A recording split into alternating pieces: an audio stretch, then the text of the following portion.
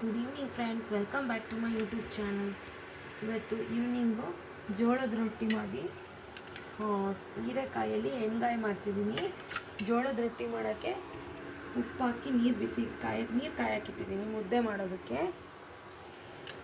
Next ಇದಕ್ಕೆ ಎಣ್ಗಾಯಿ ಮಾಡೋದಕ್ಕೆ ಒಂದು ಅರ್ಧ kg ಇದನ್ನು ತೊಗೊಂಡಿದ್ದೀನಿ, ಹೀರೆಕಾಯಿನ. ನೆಕ್ಸ್ಟು ಒಂದು ಇಷ್ಟು ಸ್ವಲ್ಪ ಒಂದು 50 ಗ್ರಾಮಷ್ಟು ಕಡಲೆಬೀಜ, ಚಿಕ್ಕಿ ಬೆಲ್ಲ, ಸ್ವಲ್ಪ ಒಂದು ಸ್ಪೂನಷ್ಟು ಬೆಲ್ಲ, ಒಂದು 4 ಸ್ಪೂನು ಎಳ್ಳು, ಖಾರದ ಪುಡಿ, ಈರುಳ್ಳಿ, ನೆಕ್ಸ್ಟ್ ಕಾಯಿ ತುರಿ ಆಪ್ಷನಲ್ಲು. ಫಸ್ಟು ಹೀರೆಕಾಯಿನ ಎಣ್ಣೆಲಿ ಹುರ್ಕೋಬೇಕು. ಎಣ್ಣೆ ಬಾಣಲೆ ಇಟ್ಕೊಂಡಿದ್ದೀನಿ. ಫಸ್ಟ್ ಕಡಲೆಬೀಜ ಹುರಿತಿದ್ದೀನಿ. ನೆಕ್ಸ್ಟು ಎಳ್ಳು ಹುರಿಬೇಕು. ಇದಾಗಿದೆ. ನೆಕ್ಸ್ಟ್ ಇದರೊಳಗೆ ಎಳ್ಳು ಸಹ ಸೇರಿಸ್ತೀನಿ. ಒಂದು 2 ನಿಮಿಷ ಬಾಡಿಸಿದ್ರೆ ಆಮೇಲೆ ಆರ್ಕೊಂಡ್ಮೇಲೆ ಮಿಕ್ಸಿ ಮಾಡ್ಕೋಬೇಕು. ಇದು ಆರ್ಕೊಳ್ಳಿ, ನೆಕ್ಸ್ಟ್ ಮಿಕ್ಸಿ ಮಾಡ್ಕೊಳ್ಳೋಣ. ಸ್ವಲ್ಪ ಬಾಣಲೆ ಎಣ್ಣೆ ಬಿಟ್ಕೊಂಡು ಒಂದು 5 ನಿಮಿಷ ಹೀರೆಕಾಯಿನ ಎಣ್ಣೆಲಿ ಮಾಡಿಸ್ಕೊಳ್ಳೋಣ. ಅವಾಗ ಬೇಗ ಬೇಯುತ್ತೆ.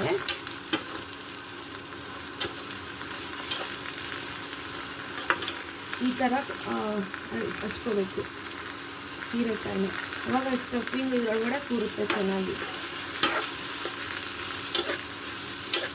ಒಂದು 5 ನಿಮಿಷ, ಒಂದು 5ರಿಂದ 8 ನಿಮಿಷಗಳ ಕಾಲ ಹುರಿಬೇಕು ಇದನ್ನು. ಅಷ್ಟರಲ್ಲಿ ಮಿಕ್ಸಿ ಹಾಕ್ಕೊಳ್ಳೋಕ್ಕೆ ಎಲ್ಲ ರೆಡಿ ಮಾಡ್ಕೋಬೇಕು.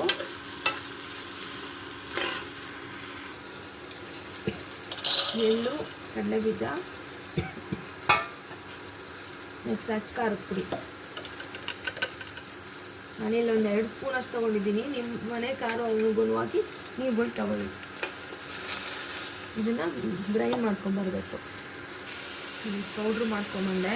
ಇವಾಗ ಇದಕ್ಕೆ ಕಾಯಿ ತುರಿ ಹಾಕ್ಬಿಟ್ಟು ರುಬ್ಕೊತೀನಿ. ಕಾಯಿ ತುರಿ ಆಪ್ಷನಲ್ಲು, ಬೇಕಾದರೆ ಹಾಕ್ಕೋಬೋದು. ಸ್ವಲ್ಪ ಕಾಯಿ ತುರಿ ಹಾಕ್ಕೊತೀನಿ.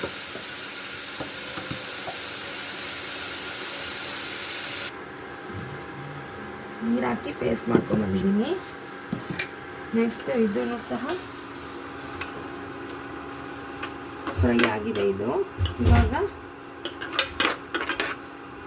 ನೆಕ್ಸ್ಟ್ ಈರುಳ್ಳಿ ಹುರ್ಕೋಬೇಕು. ಇದನ್ನ ಒಂದು ಇದಕ್ಕೆ ಚೇಂಜ್ ಮಾಡ್ತೀನಿ.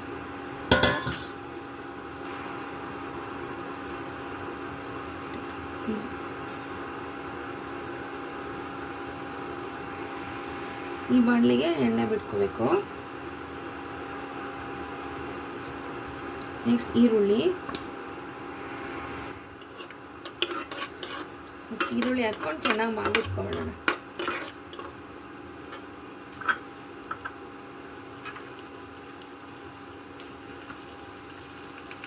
ನಾನು ಸ್ವಲ್ಪ ಜೀರಿಗೆ ಹಾಕ್ತೀನಿ, 1 ಟೀ ಸ್ಪೂನ್ ಅಷ್ಟು.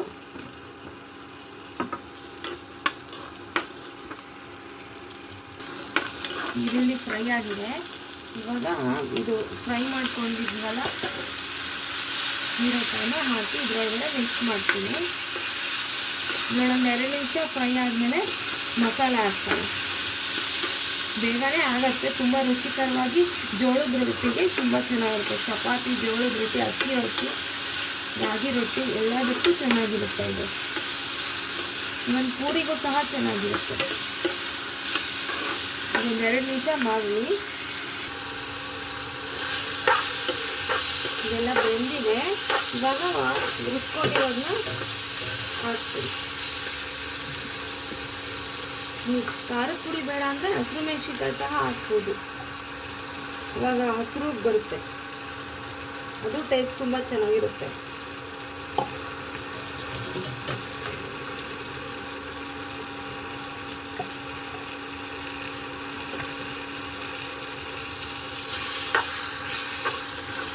ನೀವು ಉಪ್ಪೆಲ್ಲ ರುಬ್ಬೋದಕ್ಕೆ ಹಾಕ್ಕೊಂಡಿದ್ದೀನಿ.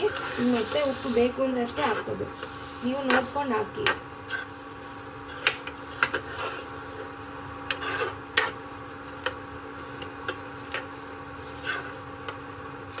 ಎಷ್ಟು ಕಲರ್ಫುಲ್ಲಾಗಿ ಕಾಣ್ತಿದೆ.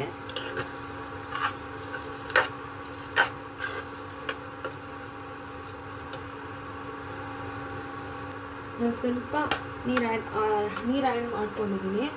ಇವಾಗ ಒಂದು ಟೀ ಸ್ಪೂನಷ್ಟು ಬೆಲ್ಲ ಸೇರಿಸ್ತಿದ್ದೀನಿ. ಇವೆಲ್ಲ ಮುಚ್ಚಿದ್ರೆ ಮುಗೀತು. ಇದೊಂದು 5 ನಿಮಿಷ ಕುದಿಬೇಕು.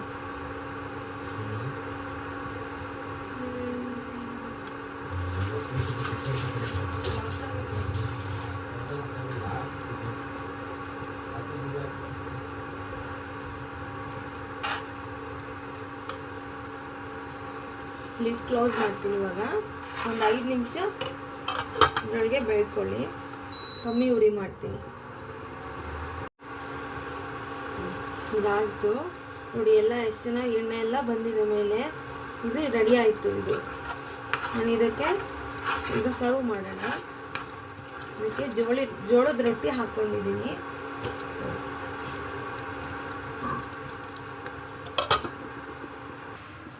ಹೆಂಗಾಯಿಗೆ ಜೋಳದ ರೊಟ್ಟಿ ಮಾಡ್ಕೊತಿದ್ದೀನಿ. ನಾವೀಗೆ ಮುದ್ದೆ ಮಾಡಿಕೊಂಡು ಮಾಡೋದು.